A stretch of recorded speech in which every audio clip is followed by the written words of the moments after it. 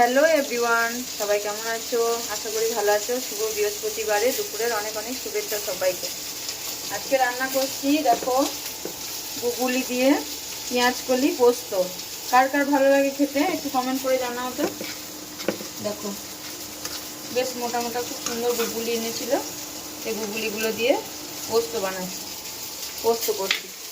আর এদিকে দেখো কতগুলো মাছ নিয়ে এসছে, অনেকগুলো মাছ।